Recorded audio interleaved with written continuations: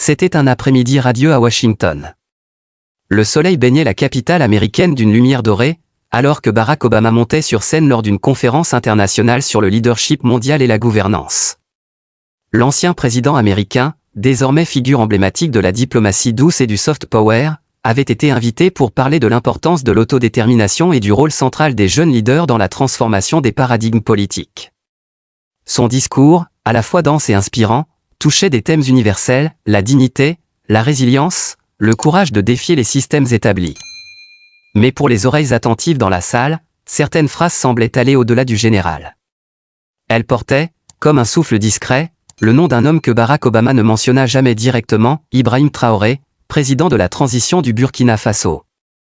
Nous vivons dans un monde où les voix les plus puissantes ne sont pas toujours celles qu'on entend, déclara Obama, la voix vibrante d'émotion. Mais il existe des dirigeants émergents, animés par une vision claire et une volonté inébranlable, qui redéfinissent le leadership par l'audace et l'intégrité. Sur l'écran derrière lui, les visages de plusieurs dirigeants africains s'affichaient brièvement. Parmi eux, celui de Traoré. L'avenir, poursuivit Obama, n'est pas un événement passif. C'est une œuvre collective, un choix que nous devons poser, jour après jour. Dans la salle, les applaudissements furent nourris. Les étudiants, les intellectuels, les diplomates africains présents comprirent le message sous-jacent.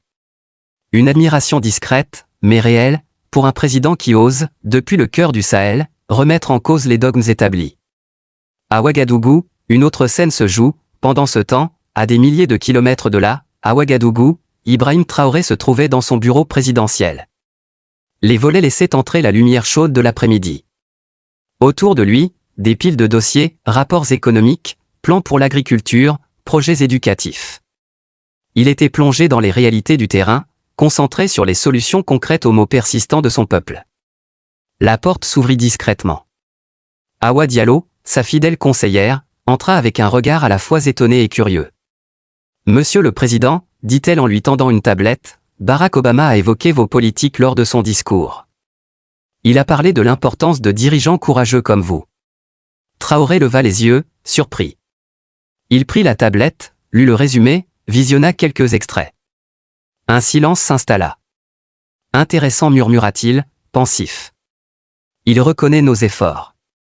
Mais comprend-il vraiment ce que cela coûte? Ce que cela signifie de tenir bon ici, sans céder, sans trahir ?» Awa l'observait, devinant le tumulte intérieur de son président. « Allez-vous lui répondre » demanda-t-elle doucement. « Oui » répondit-il après un instant. « Mais pas dans la précipitation. Il ne s'agit pas de moi. Il s'agit du Burkina Faso. Il s'agit de l'Afrique. » Une lettre, un message au monde. Dans les jours qui suivirent, Ibrahim Traoré se consacra personnellement à la rédaction d'une réponse. Il voulait que chaque mot compte, que chaque phrase reflète non seulement sa vision, mais celle de millions d'Africains oubliés, ignorés ou réduits à des statistiques. Cher Monsieur Obama, vos paroles ont été reçues avec gratitude. Mais elles m'invitent aussi à la réflexion sur la nature du leadership. Diriger, ce n'est pas plaire. Ce n'est pas rechercher l'admiration du monde. C'est servir, résister, et bâtir.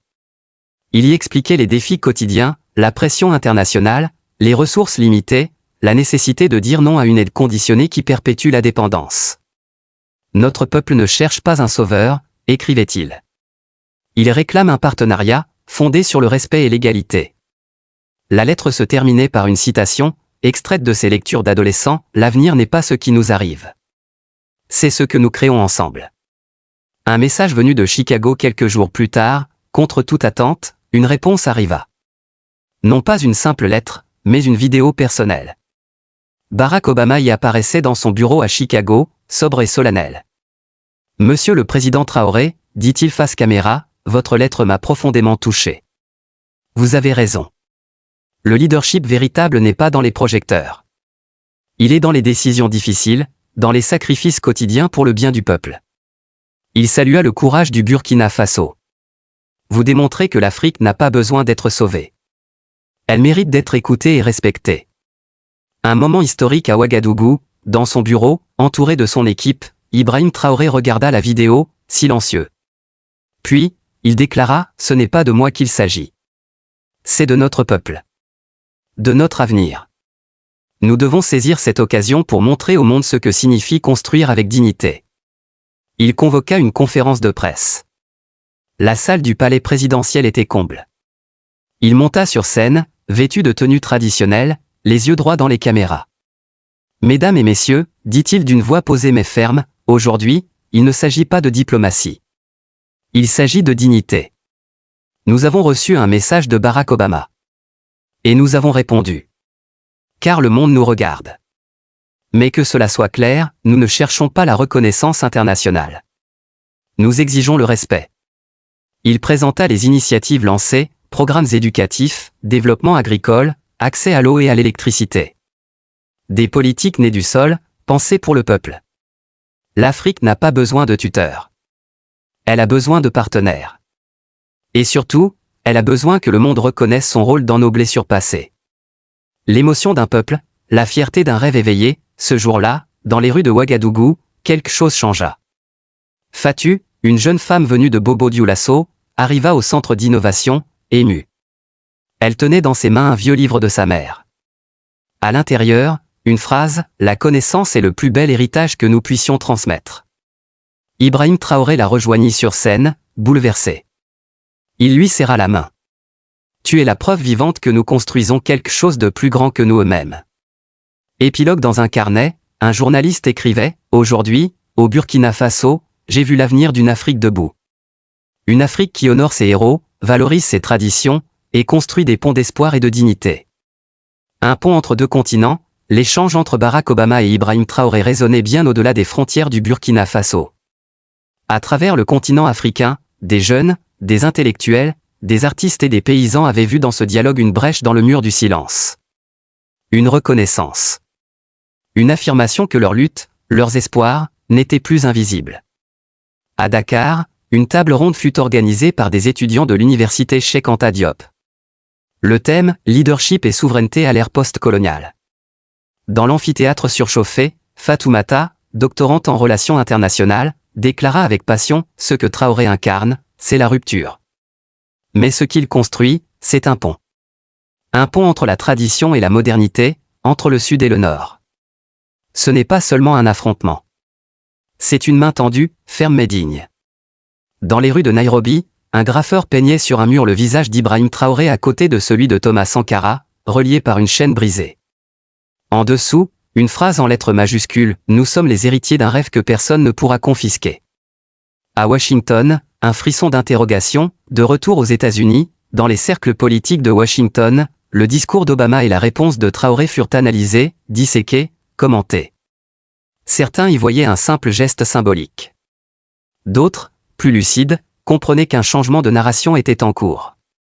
Dans un think tank du centre-ville, une voix s'éleva au cours d'une réunion fermée, « Ce Traoré, il ne joue pas notre jeu.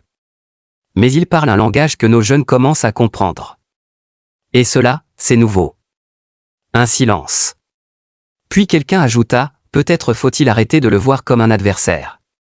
Et commencer à l'écouter comme un partenaire. » Un homme, seul dans la nuit, à Ouagadougou, tard dans la nuit, Ibrahim Traoré sortit seul dans les jardins du palais présidentiel. Le vent du Sahel soufflait doucement. Il leva les yeux vers le ciel étoilé. Il pensait à Sankara, à Lumumba, à Mandela, et à ces millions d'âmes anonymes, tombées sans bruit, mais qui avaient semé les graines de cette conscience nouvelle. Et elle se parla à lui-même, comme on parle à la mémoire, « Je ne suis qu'un maillon. Mais tant que je tiendrai la chaîne, l'histoire ne sera pas brisée. » Il retourna à son bureau. Sur son bureau, une enveloppe l'attendait. Un message manuscrit. De Michelle Obama. Monsieur le Président, votre échange avec mon époux a éveillé des cœurs ici. Mais plus encore, il a allumé une lumière dans les yeux de nos enfants. Vous leur avez montré qu'un homme debout, même seul, peut changer la trajectoire du monde. Continuez. Nous vous écoutons. La réponse d'un continent, les semaines passèrent. Dans de nombreuses capitales africaines, des gouvernements, des citoyens, des communautés décidèrent de s'inspirer de la démarche burkinabé. Des initiatives naquirent, écoles autogérées, coopératives villageoises, conférences sur les langues africaines, festivals culturels financés localement. Une phrase revenait partout, nous ne demandons pas la permission d'exister. Nous prenons notre place. Mesdames et messieurs, commença-t-il, je ne viens pas quémander. Je viens témoigner. L'Afrique n'est pas un problème à résoudre, mais une solution à révéler. Il parla du courage des femmes rurales. Des jeunes qui inventent des technologies sans électricité. Des peuples qui résistent sans haine. Il termina ainsi, « Ah, si vous voulez aider l'Afrique, commencez par l'écouter. Et si vous ne pouvez l'aider, au moins ne l'entravez pas. » Le silence dans la salle fut total. Puis, debout, des représentants de plusieurs nations se mirent à applaudir. Longtemps. Certains, les yeux brillants. D'autres, bouleversés. Un nouveau chapitre, ce jour-là, le monde ne bascula pas. Mais quelque chose changea. Un ton. Un regard. Une façon de considérer ceux que l'on avait trop longtemps relégués. Et dans une petite école de village, quelque part au Burkina Faso, un garçon leva la main et dit à sa maîtresse, « Moi aussi, un jour, je parlerai au monde. » Elle sourit, et répondit simplement, « Et le monde t'écoutera. »